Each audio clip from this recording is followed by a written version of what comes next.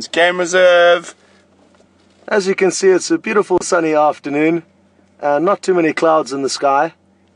Romeo is on camera this afternoon. And we're unbelievably lucky and privileged to be at Djuma in the Sabi Sands. We've got Nikki having a day out of FC, joining us on the back of the vehicle. Hello. And Brent and myself have teamed up for a change of scenery because the one vehicle broke down this morning and we were unable to fix it. We know what the problem is, but couldn't get the part in time. So hopefully we'll be able to get a part tomorrow and then we'll have both vehicles. But for now, it's a good opportunity for us to join up. It was very difficult to try to convince a mechanic to come out on Easter Sunday.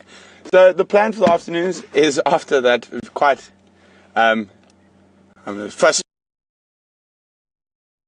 frustrating morning, we're going to go try to look for that mating pair of leopards again. And if we don't get any luck in that area, we'll try to follow up on Djuma. So off we go.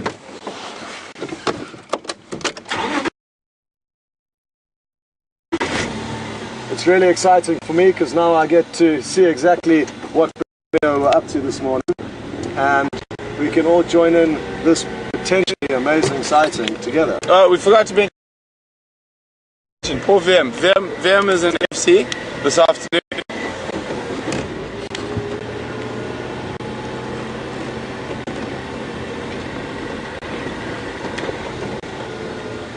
How far do you think they would have moved off from where you last had them this morning? They've been quite far. They moved almost all the way from Gowrie Wayne at the Molwati to into that drainage line.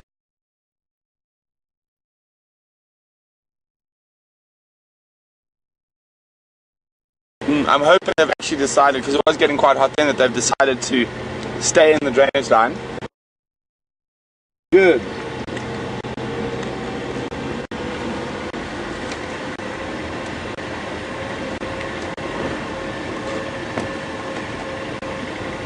And it has been quite a hot day, so I'm hoping that heat has anchored them for the majority of the day. This is true. It has been a very, very hot day here. And myself and Brent went out and played some touch rugby, which, for those of you who don't know, rugby is usually a contact sport, fairly similar to American football, I guess. But this is a semi-contact, you only have to touch one another. But we were running around in the heat of the day. So it was scorching. Yeah, it was scorching hot.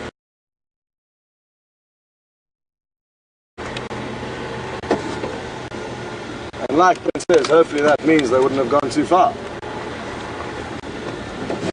And if Scott and I have to go tracking, Nikki can always sing for you.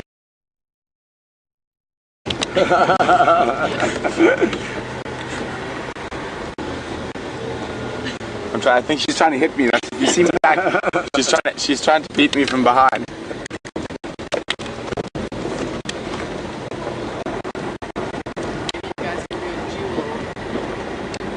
Afternoon, the dual leopard mating person. No updates for your side, just 2 stations following up on that mating pair from this morning.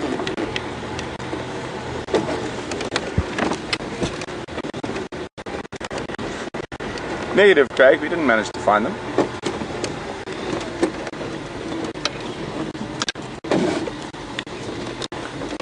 I'm checking in Yonder Road South.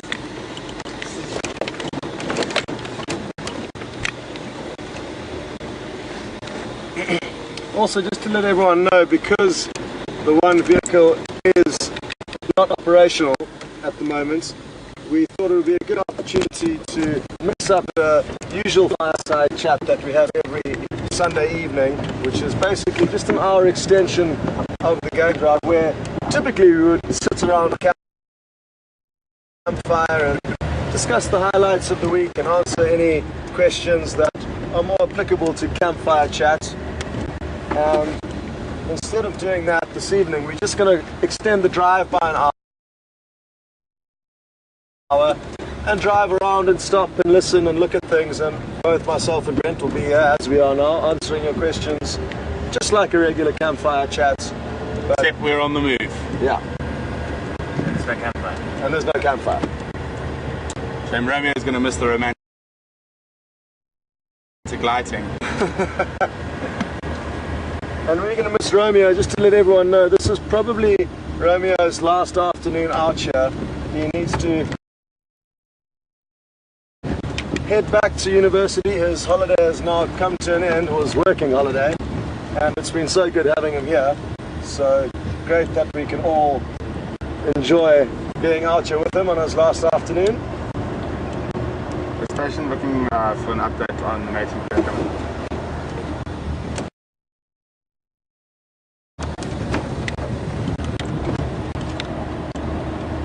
Sorry, who am I speaking to?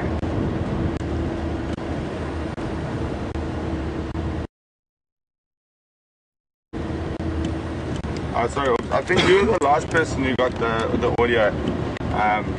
We're going to check Inyala Road South now for consorts if they've crossed out of the block. If nothing, I think we might find Inyala in the drainage line.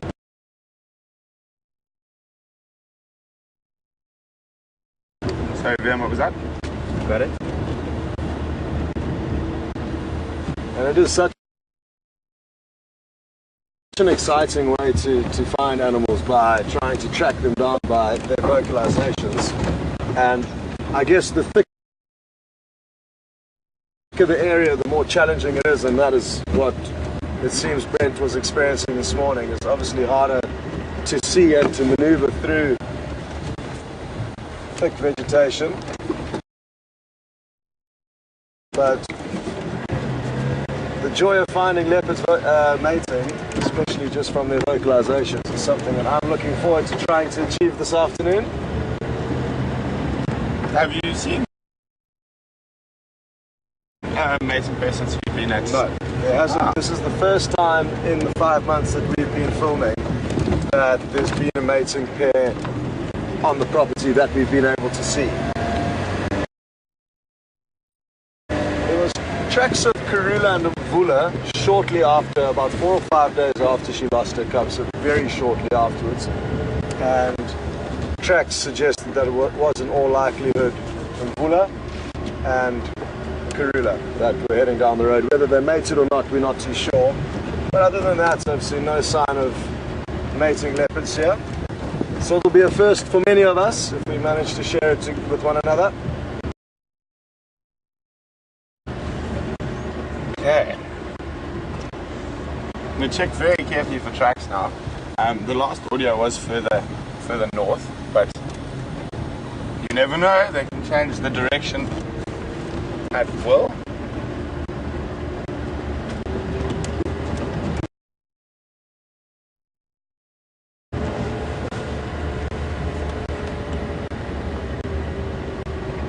Well, thankfully Brent can focus on steering the car as well as searching for the animals, but I will be able to now focus completely on just searching for them and not having to worry about driving, which I'm thoroughly enjoying already.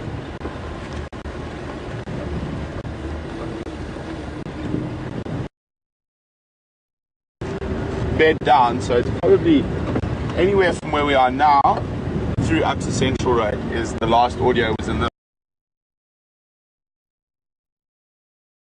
block. Okay. It's quite nice. It's a manageable block. It's not the biggest block in the world, and a little bit more open with the drainage lines, especially with it being hot. They might have moved into the cool sand.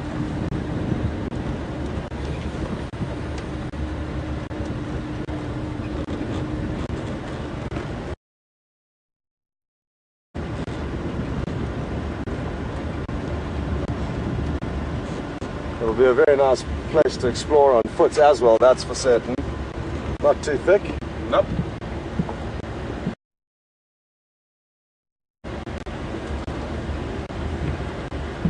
One thing is about walking into mating leopards, sometimes it can be a bit fun. The bushes tend to explode.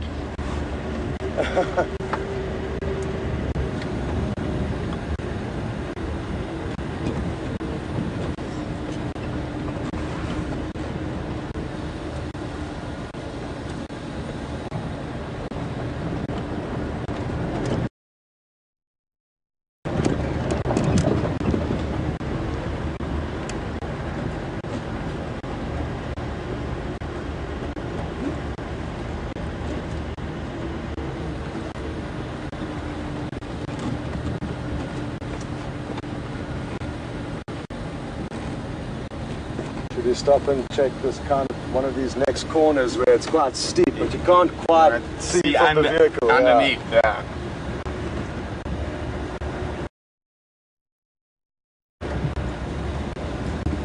There's a beautiful stretch of this riverbed that the road does take you quite close past, but because it's so steep, it doesn't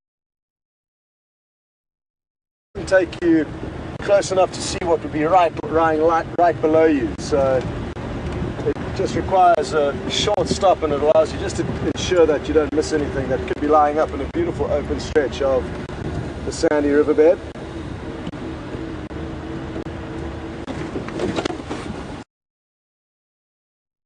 See something? Oh, I'm dreaming. I'm dreaming. Getting excited. When you're really desperate to find animals or even tracks, it's incredible how your brain can twist and contort random things to look like whatever it is you're looking for. Tracks especially. Every stop.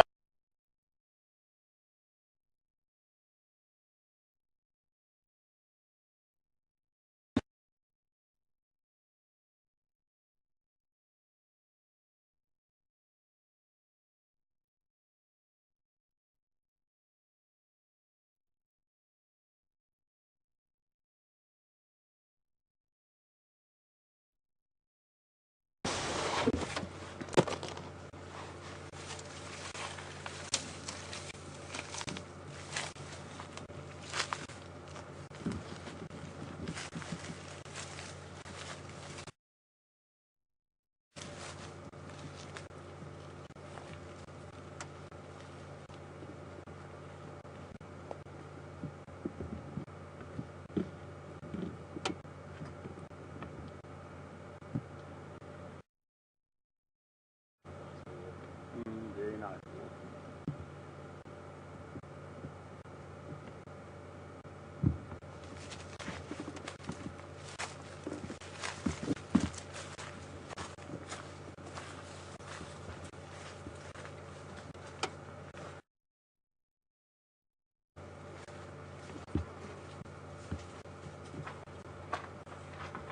So we'll go down.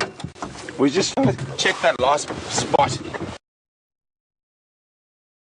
where we spent the last 20 minutes or so of drive waiting and listening.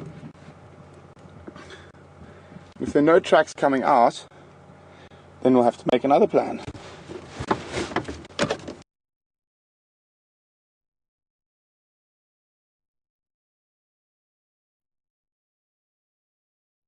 Sorry, Vim, are you calling me?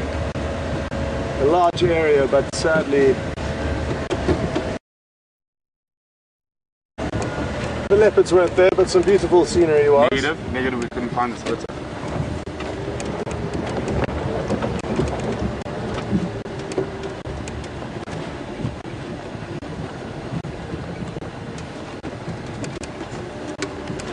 Copy.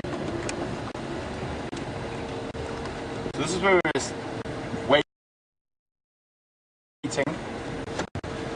patiently with no luck. Just going to check carefully the sand here.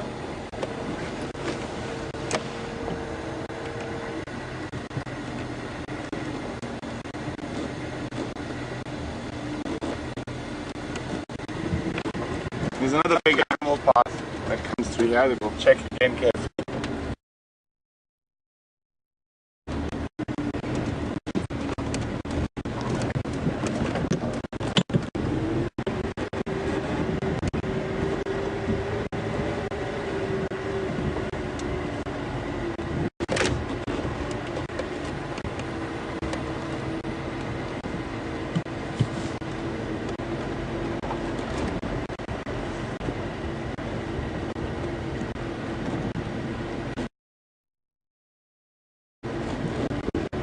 Good afternoon, Teresa from Wisconsin.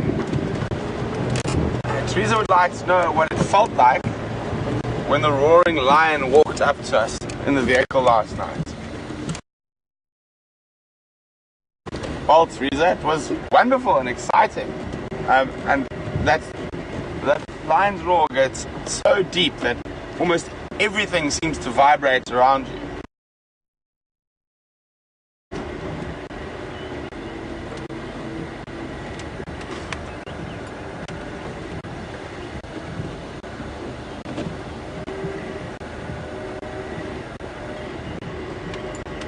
Let's go, what do you think? Should we do a little loop around Battle here?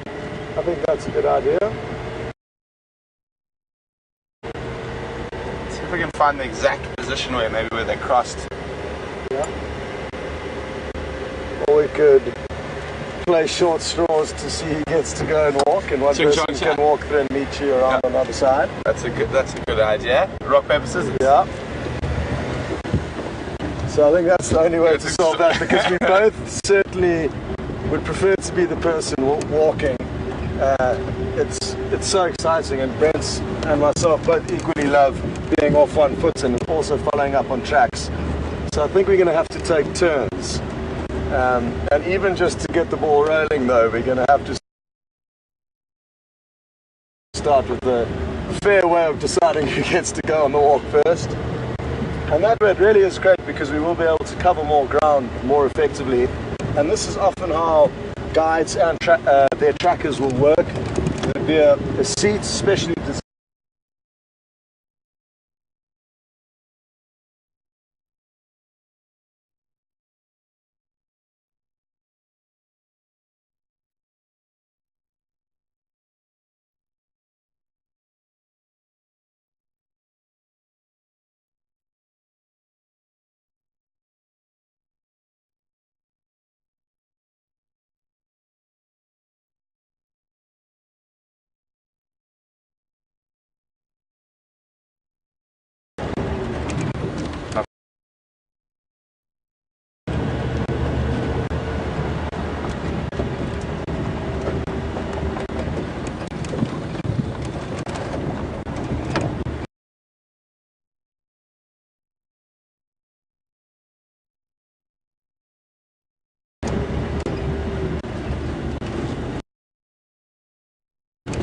Well, I guess even though it's a thick area and it's going to be tough to find them, at least they are on the property, because they could well have slunk off,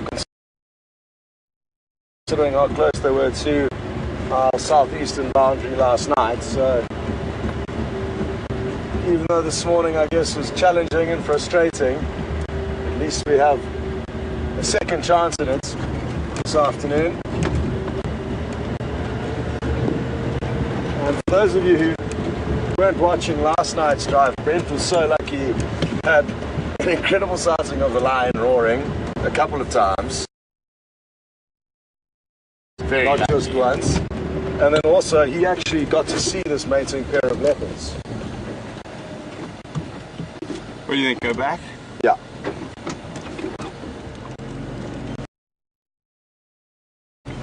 But they weren't mating last night, and it appears that they were just beginning to get into the swing of things. The male leopards can be quite particular and actually fussy, and require the females to do a lot of seductive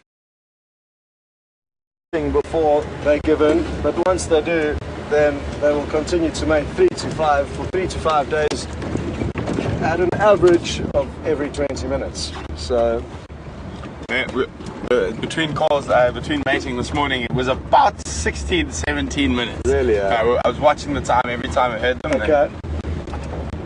And it tends to speed up when it's cooler, and during the middle of the day it will slow down, so it's not to the minutes, and I guess each couple is slightly different. Yep.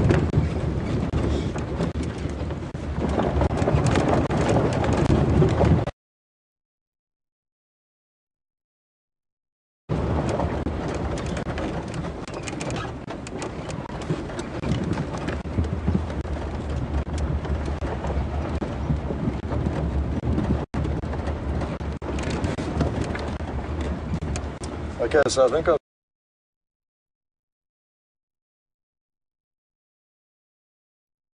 I don't mind. No, you like, because we both know it's the. No, you can go top first. side. You can go first. No, we'll rock you can't go beyond the rubbing post and then come back to it. No, you'll see tracks. We'll ching chong chat to see who gets the most probable section of the drainage line. Okay. Best of one. Best of one.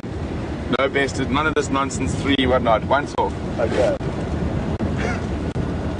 Pressure's on.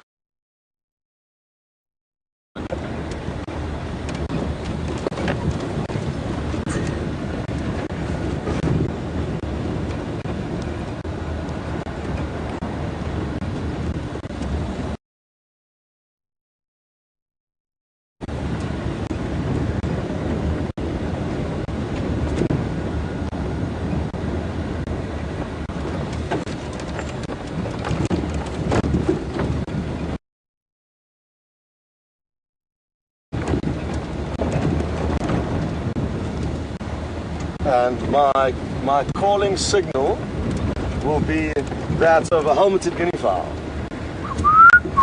Okay. So that's what you can listen out to in case I get lucky or unlucky. Either way, I'll be whistling. I'll go with those pearl-spotted owls. Okay. Good. How does it sound?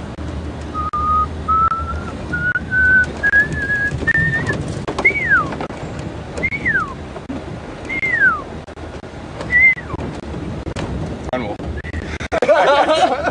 You must have been practicing your whistling. That was very impressive. It was a bit rusty. Okay. It's actually almost a whistling every day, because then when it is time to whistle, you can often find yourself forgetting that it's not that easy to actually get it right.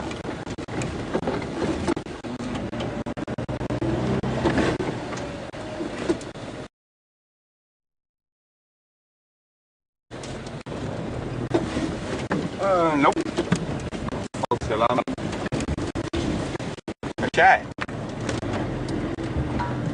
Are you ready? I'm ready.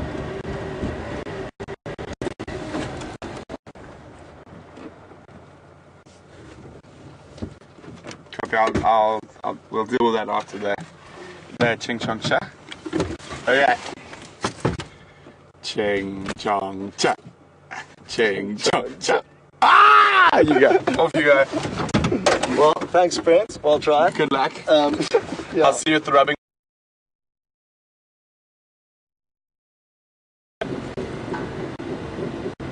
Sorry. Can you go to the question yet?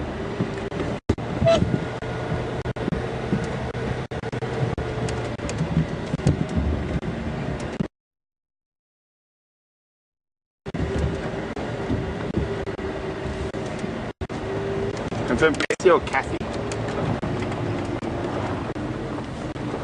Are you breaking up? I'm getting you 1 out of 5.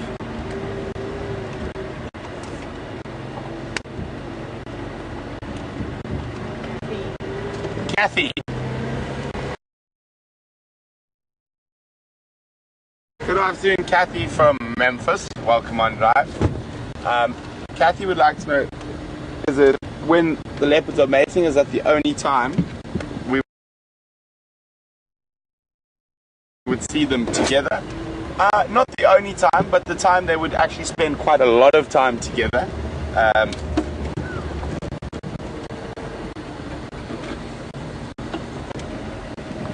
So, male and females that have that share territory, they will sometimes come together, but normally just in passing. Other than that, male leopards are quite fond of stealing kills from female leopards, so you see them sometimes sharing kills.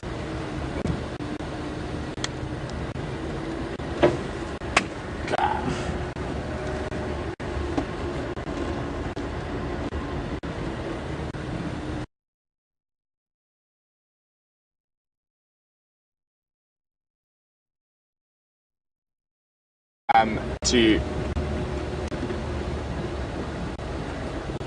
explode into this vast swarm of irritation.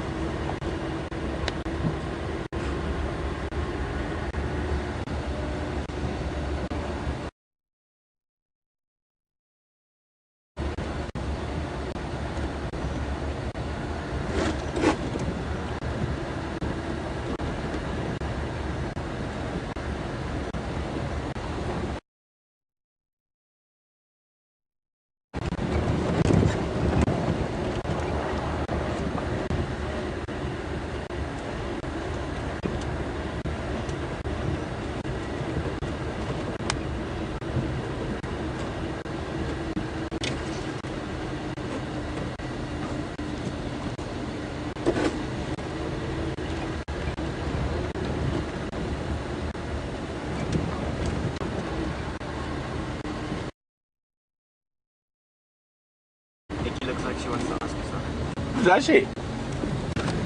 Yes, next. Where was the last place you went on Djuma? Down through the drainage line, just down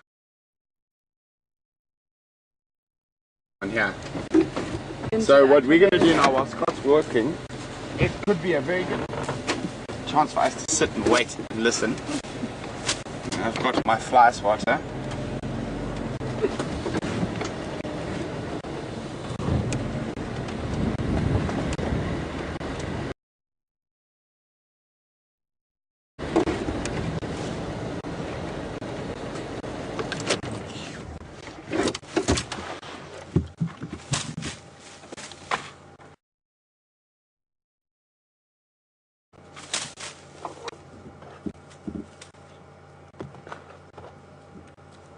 Not only do they make good fly swatters, they're good cameraman smackers as well.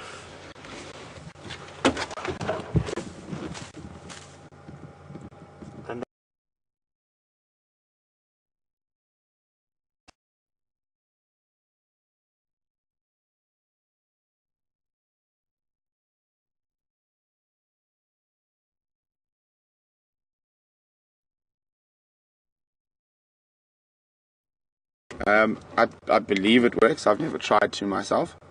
Another thing is that culturally, Shingan and Zulu people use it as a protection because it's believed to have magical qualities. They're placed in their hand to protect themselves from lightning. But that's how it's a magic quarry. Isn't there hygienic use as well? Oh, sometimes they can make good toothpicks.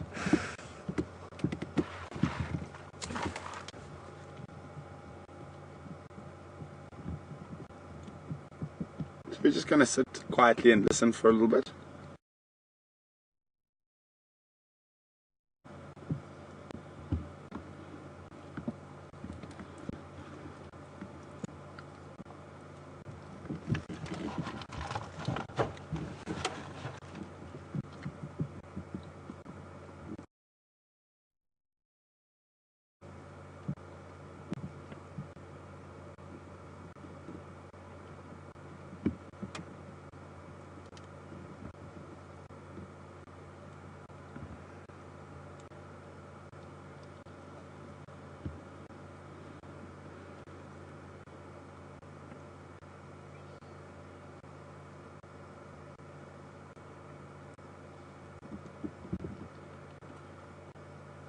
There's incredibly hot, still afternoons.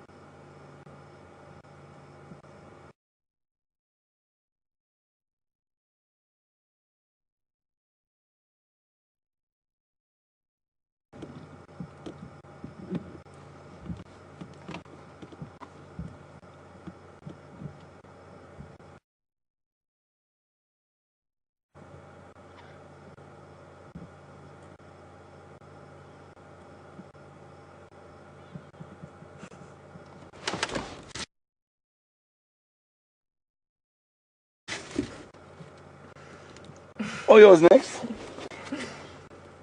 Am I nervous about him walking in the bush? Not at the moment, no. I'm not. Like I've said before, I really do think he knows what he's doing, as does Brent. I've got complete faith.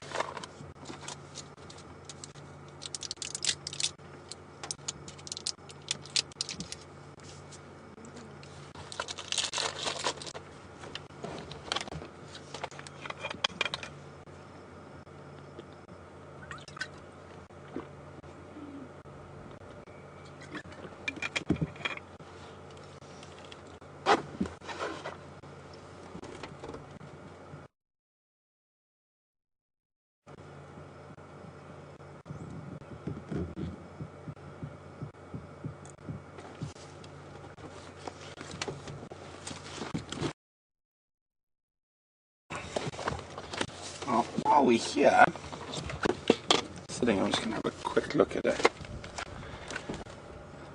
few books. Cubs get killed, they immediately come back into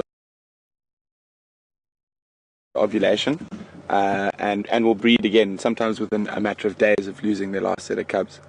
This is an evolutionary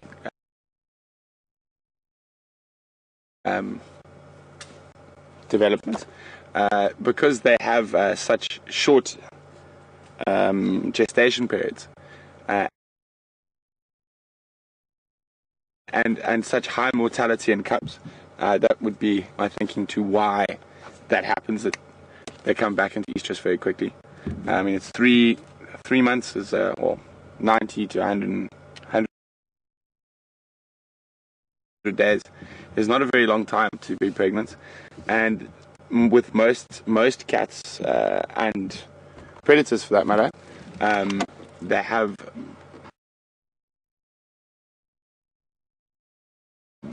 normally well into a 70-80% mortality rate depending on the area of the cubs. So it could be a factor to, if they do lose cubs, just keep breeding just to keep the numbers up. I hope that helps, Deb.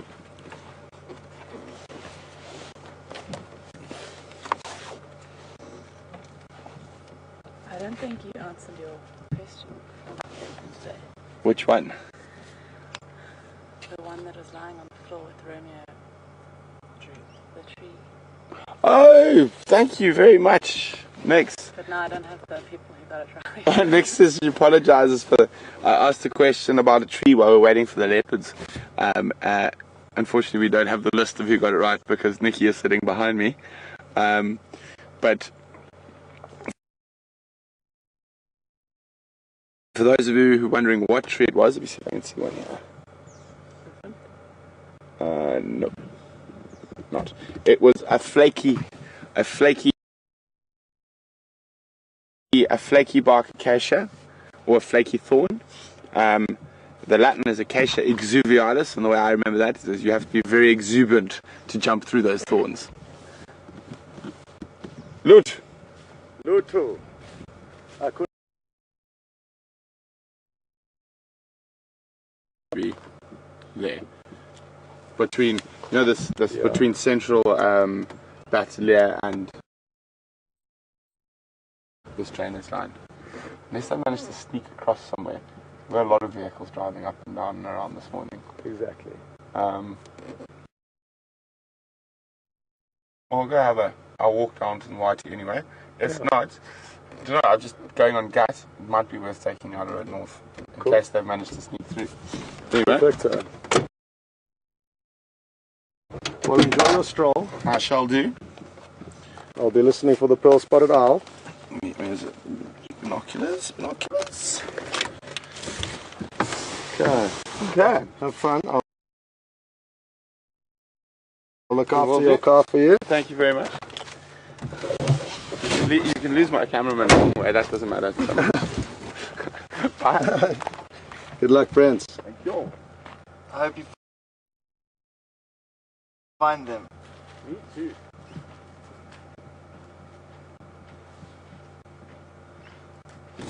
Okay, well, good afternoon everyone, and we can wave Brent goodbye as he disappears off into the bush behind us, and it really is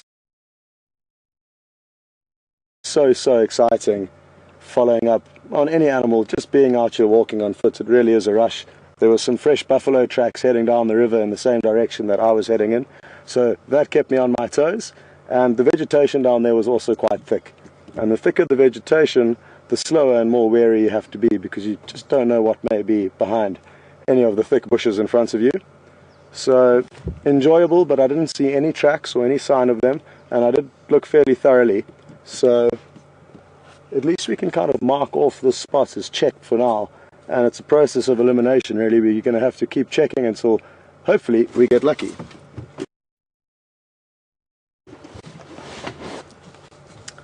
V, I'm just testing my earpiece.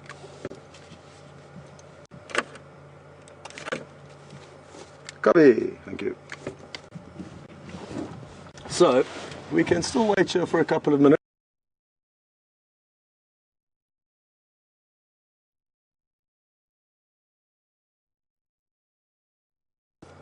Something to bear in mind for now is that because it is still quite hot, the leopards would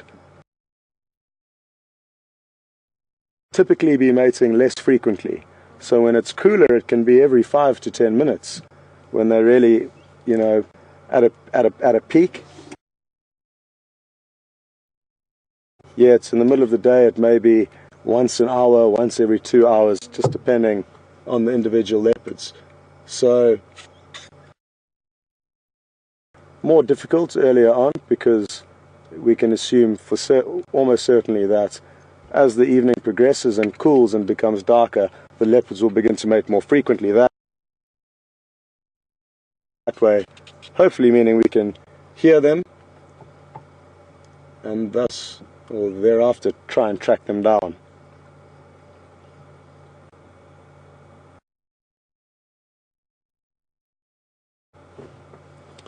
It's really incredible how quickly the flies can just come out of nowhere. So it goes through peaks, and yesterday the flies weren't a problem. After a tiny bit of rain, and I mean 2 hours of light, gentle rain last night, they've erupted and hatched. So I don't know where they've come from, but they are here in full force, and if there's enough of them on you at the same time and they all kind of do a little dance along your skin simultaneously, it can send a crazy cold shiver down your spine. It's like there's your whole body is covered in these little creepy crawlies. So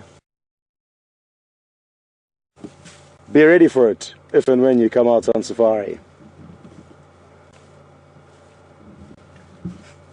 But when else do you get the excuse to wave a bush around your head casually?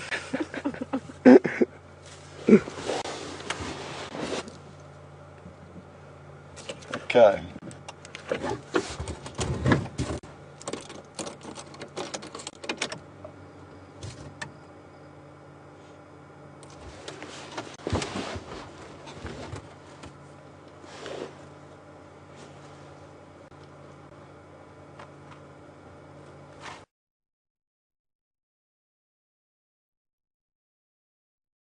Out on safari, yes and no. You'll find there's many different styles of guiding and many different types of guides that you get. So depending on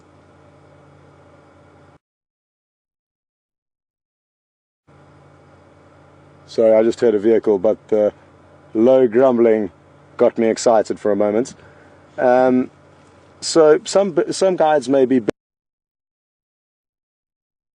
bird specialists or tree specialists, and guests will specifically ask for specialists in various fields, and they would therefore be more inclined to carry reference books of whatever they're interested in. And some guides don't carry reference books and rather explain things verbally to their guests. So there are various styles, and I'm sure a lot of you would have already noticed that Brent uses his books far more than I do, and he's got a lot more books on his vehicle than I do. So a lot does just depend on the individual at hand, and they are vitally important though, because without the books we would have very little knowledge. So I think Brent beats me in that department. I need to tear a few pages out of his book.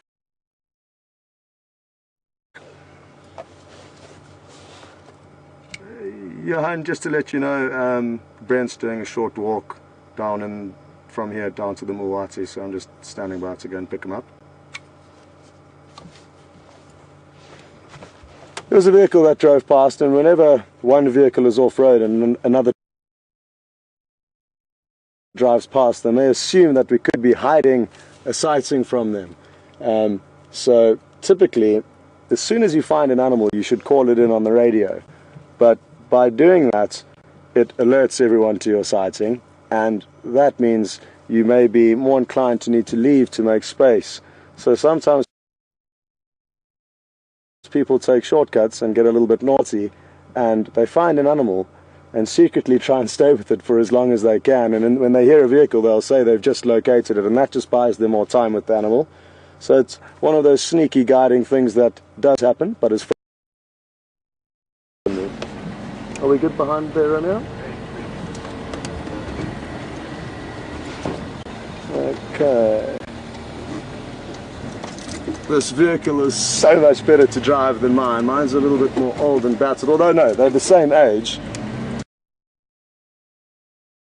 But this one, the engine's quieter, the steering works better.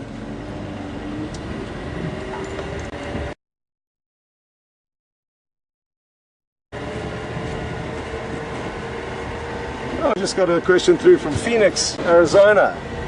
Who's it from, Vim? And what is it?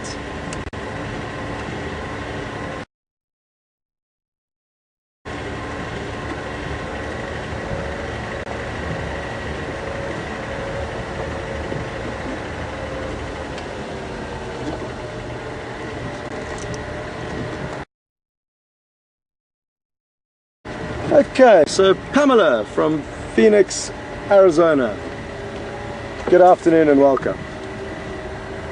Pamela's interested to know why she can't hear any birds calling.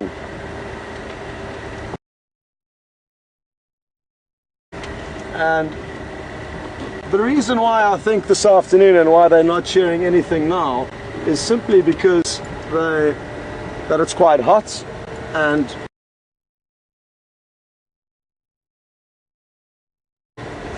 just like humans, we are more inclined to be lazy and kind of relaxed when it's very hot. So that is the reason why they're not calling. Now, as it cools down,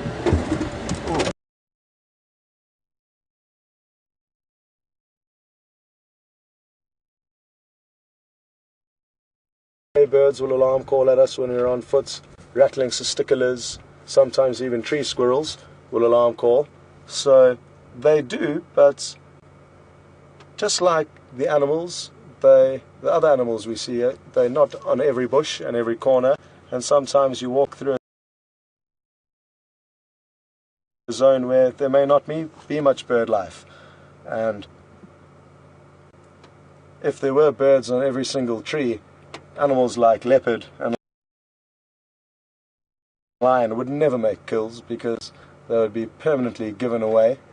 So there are areas where you get lucky and both us and the predators don't set off any alarm calls.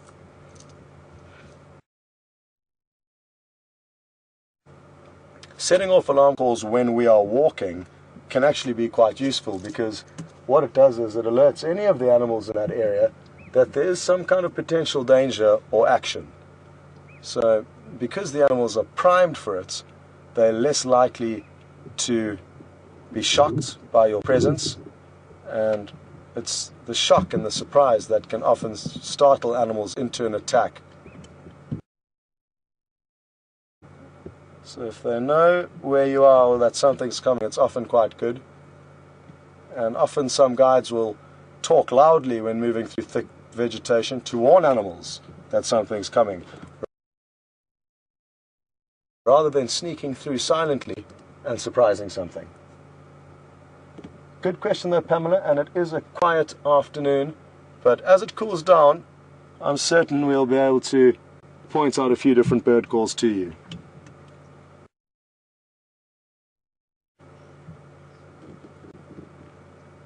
Now, two beautiful male kudus here. The one on the right looks slightly bigger and more mature than the one on the left, but both big males. And there could well be some more around. They're so much bigger now that I'm here. Well, that's interesting that Nikki just points out that it's a different scenario being out here to what she sees back in final control. So she just said that they appear much larger in life than they do back in the final control room. And it is wonderful to have Nikki out and about, and it's important for everyone on the crew to get opportunities to come out and join in on these adventures, because imagine being right here involved in this project, which is, I think, a really exciting one, and all of us think it's a really exciting one, otherwise we wouldn't be here. But imagine never being able to get out there and always being stuck in a room very close.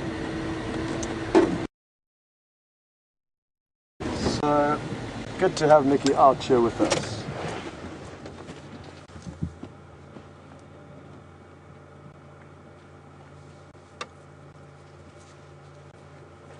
This is typical vegetation.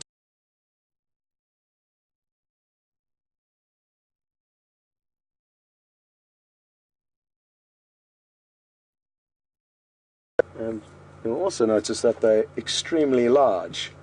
So large satellite receivers to pick up any audio, and that makes perfect sense because they are browsers. They feed mainly on leaves and therefore often find themselves in thick vegetation.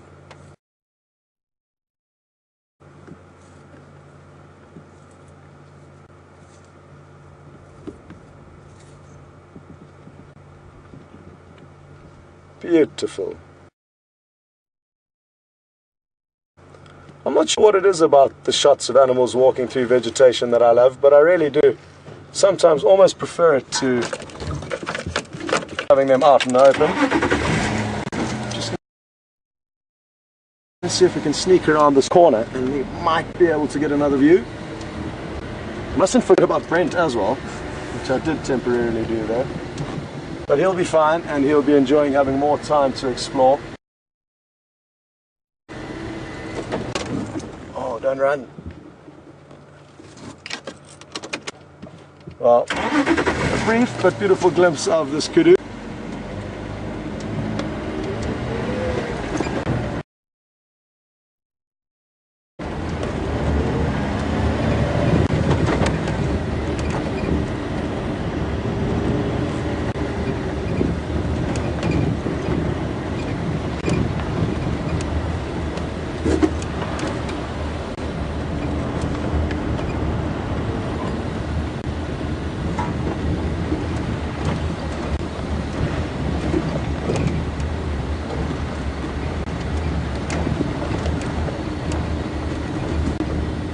Quite a few elephant tracks in this area, so I hope Brent hasn't run across the herd of elephant, because it's one of the animals that you would probably least want to encounter on foot, a breeding herd of elephants. That and the Cape buffalo are two of the more dangerous animals that we can encounter on foot here, more so often than lion or leopard.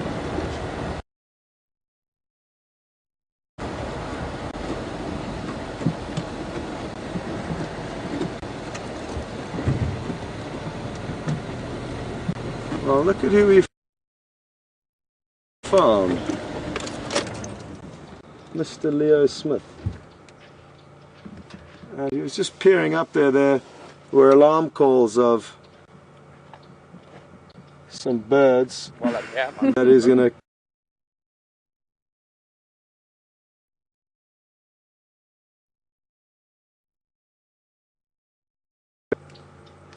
Why is it that they're more dangerous than lion and leopard? Breeding herds can often be big, so you've got lots of animals to deal with, and all animals within the herd look after one another intensely. And this intense care for one another means that they will attack any potential threats simultaneously, and you can often be taken by surprise,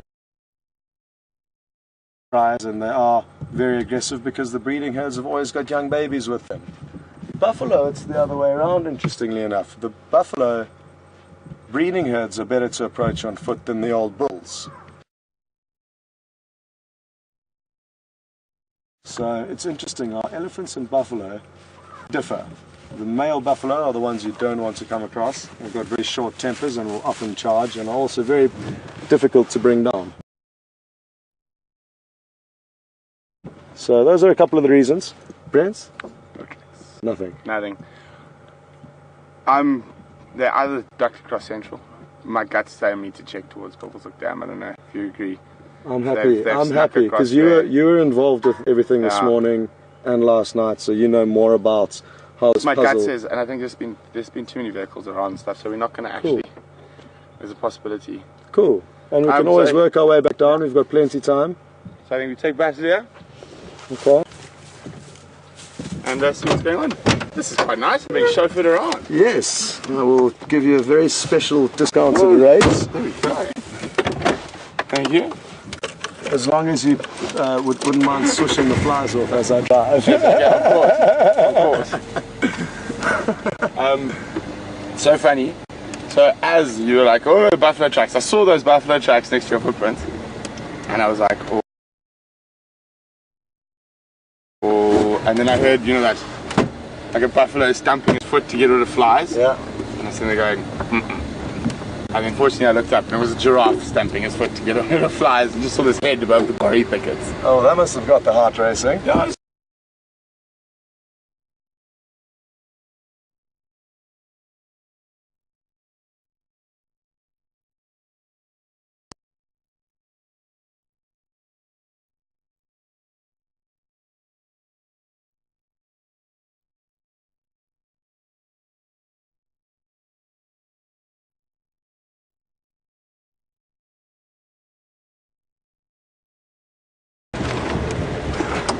But I think, I mean, with both of us having, Scott's a bit shorter than I am. So I've had to sneak a pillow under my bottom. So I've got a bit more innovation.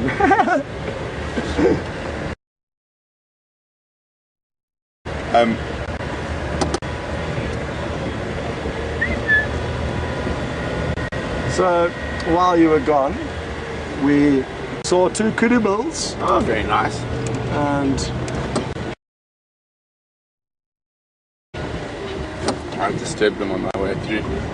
we got a question through from a lady called Pamela, and she was interested to know why the birds weren't calling, as well as do birds or other animals alarm call at us on foot. So I did explain that, and I guess, I don't know if you agree, that it's just still a bit hot for the birds to be very Yeah, active. it's very hot. So that you get these really, really warm sort of, when it's really, really hot. The bush is probably one of the most still places in the world. There's barely a noise. It is incredible how it can change so dramatically. A place that at one stage almost seems barren, but there's so much life hiding in amongst everything. We were standing by just around this corner, and Aubrey was standing by probably 400 meters further on. We didn't get the last audio. He got the last audio and he said that general direction, so towards Central, Nyala Road, South North Junction.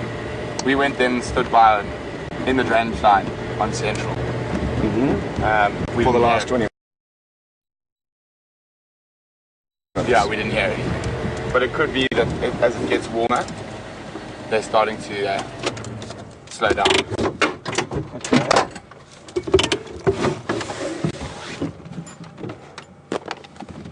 Just time to move this book.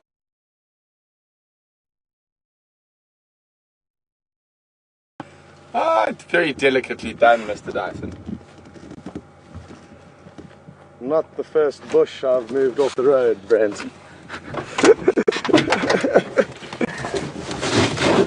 Okay. Wonderful. So that's one of the things you have to do when there's elephant running around your neighborhood.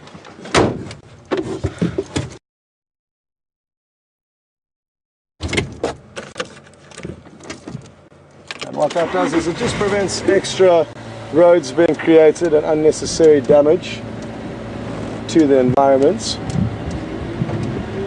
it's just to move them off. Also, especially if you're in a rush and you're flying around the corner chasing wild dogs, it's better not to have anything in the road. Yep. So we are planning to follow wild dogs down here at high speed one afternoon, and we're just preparing for that. The light is getting fantastic. Brent was just mentioning this morning, actually on our way back from our social game of touch rugby, that he can't wait to see wild dog, and they are his favorite animal. So he's getting a little bit itchy, and hopefully they will be due back for a visit. They typically don't spend too much time on the property, but it comes in waves and things can change. They'll also be denning soon. They often den in May. And who knows, they could arrive one afternoon and decide to raise their pups here and choose a den site here. And Aubrey was standing by around here. okay. And the audio, so that way, so this is a bit of a, because there is that block, It's where big. there's no road between Yeah. the drainage line and here. So maybe we have a squiz around Buffalo's Hook, if nothing, then Meander back down. meander back down, one vehicle listen, one person listen, one, see if they can pull a leopard out of the bush by the tail.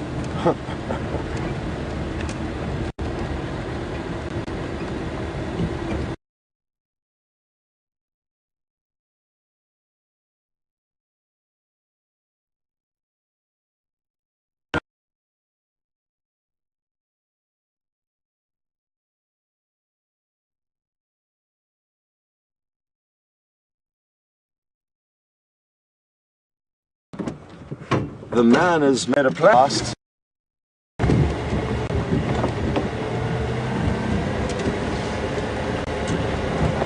Okay.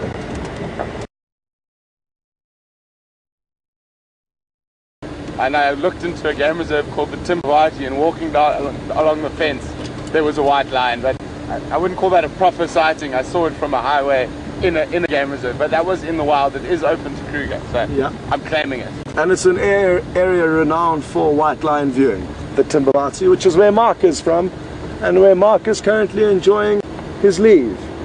So Mark will be back, I think it's on Tuesday or Wednesday next week, and looking forward to having him back on the team, but he is having a much needed break, and quite convenient because it fell over his birthday, which was just the other day. Yesterday, I think. No, it was Saturday, Saturday. I think. As in yesterday. Yesterday Yes, was exactly. That's exactly what I said.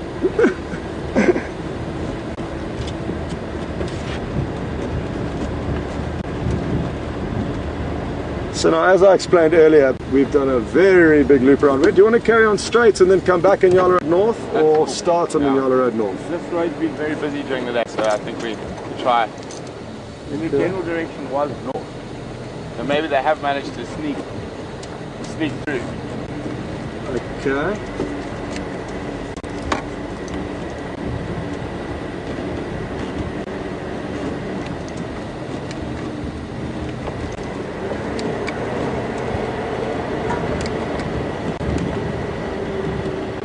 Okay, we've just got a question through from Jean in North Carolina. Afternoon, Jean. Jean is interested to know what has happened to the Matimba male lion that Brent saw roaring last night. Not too sure. There's a chance he could have joined up with the rest of those lying on the giraffe kill to the north? Or? Not from what I heard, they haven't found them. Okay. So according to what Brent's heard, nothing. I haven't heard anything. So we're not sure where he's gone, sadly.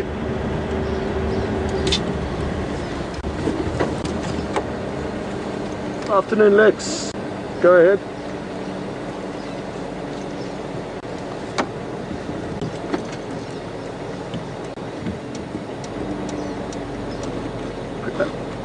Stand by one. How many people do you know of that are looking for this leopard? Gav and us. It appears that there's just Aubrey was, but two vehicles. I think Aubrey did have a look around, but we can confirm if he is still in the area. But it's myself and Brent, we're on the same vehicle because our one broke this morning. And then Gavin from, or Greg, same vehicle from Buffalo's Hook, or Berry Camp.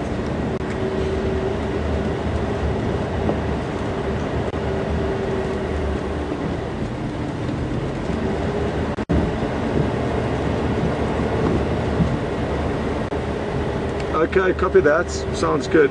Just to let you know, we did walk the drainage line that runs down from Central to the Milwaukee, and we walked that entire drainage, no sign of them, and we've now done Drakensberg up to Buffalo's Hook Dam.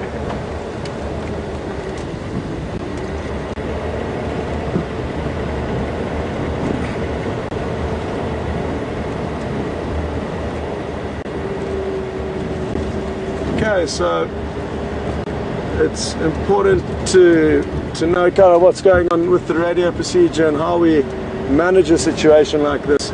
Obviously there's a lot of people that are interested in seeing these.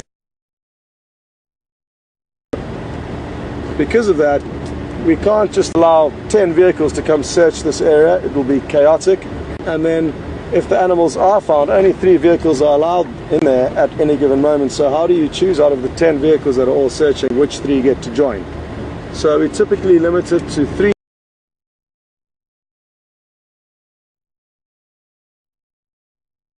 vehicles to work an area for a specific animal that you know is exactly was already searching here. Sorry, Brent. But I mean, I was listening. Hey, how quick was that?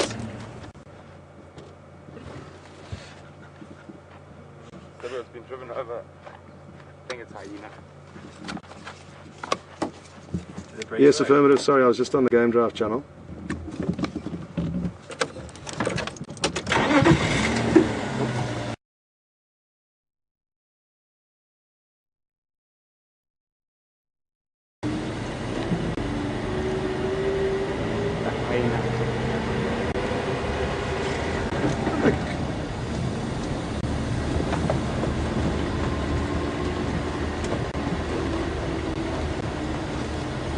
Copy, thanks, Phil. So, just got some information that's been sent through by so much useful information regarding the backgrounds, the parents, the ages, and so much more about these animals. Ellen's just sent through some information regarding Quatile, which is the female leopard who is going to be mating.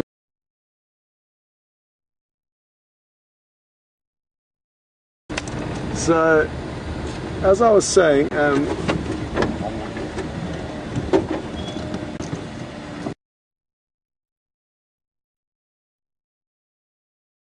trying to it's scuttled off, but we can try and get a visual from the other side of this bush. So Ellen provided some info regarding why she may be named Quatile. Difficult one. Yeah, or difficult one, as Brent says. So it could simply be that she got a similar name passed down, not necessarily because she is angry. Although at the Rangers meeting, Brent, remember the guys were chatting about her, saying that she can be quite nervous, and obviously a nervous leopard is more inclined to be aggressive relax with the vehicle, will not be concerned by